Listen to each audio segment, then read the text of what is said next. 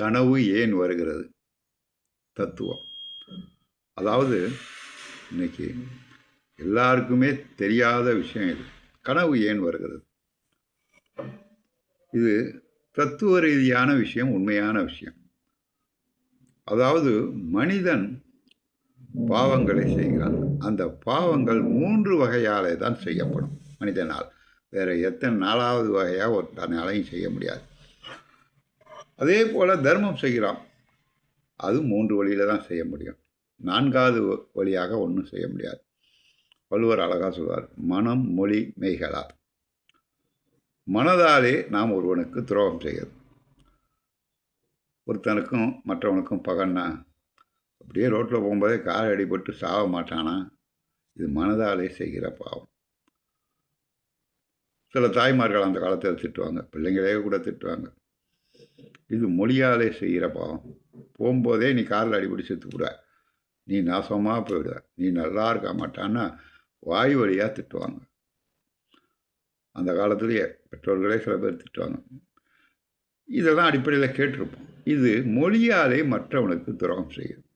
முதலில் மனதாலே துரோகம் செய்வது, பிறகு வார்த்தையாலே துரோகம் செய்வது, பிறகு உடம்பாலே துரோகம் செய்வது. எந்த தப்பும் செய்யாதவனை தனக்கு வலிமை இருக்கிறது என்பதனால் ஒருத்தன் அடிப்பான். நான் சொல்கிறது புரியுங்களா? இது உடம்பாலே செய்கிற பாவம். இதை விட பாவம் வேறு எந்த வயதையும் கிடையாது.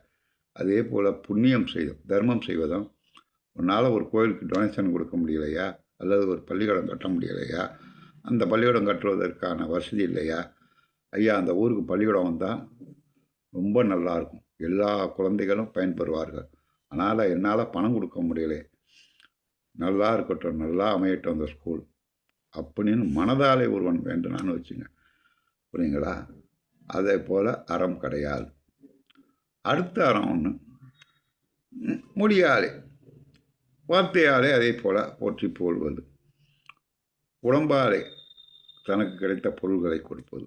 இந்த பாவம் செய்வதும் புண்ணியம் செய்வதும் 3 வகை தான், புரியுங்களா? இந்த 3 வகையிலே கனவு ஏன் வருகிறது?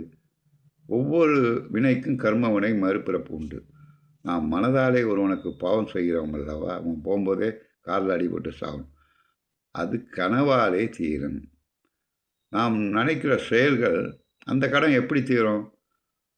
இப்போ உடம்பாலேயோ வார்த்தையாலோ செய்கிற கடன் மறுபிறப்பில் அடைச்சிடும். மனதாலே செய்கிற பாவம் அது கனவு வழியாக நீ தீர. அதனால தான் கனவு வர்றது.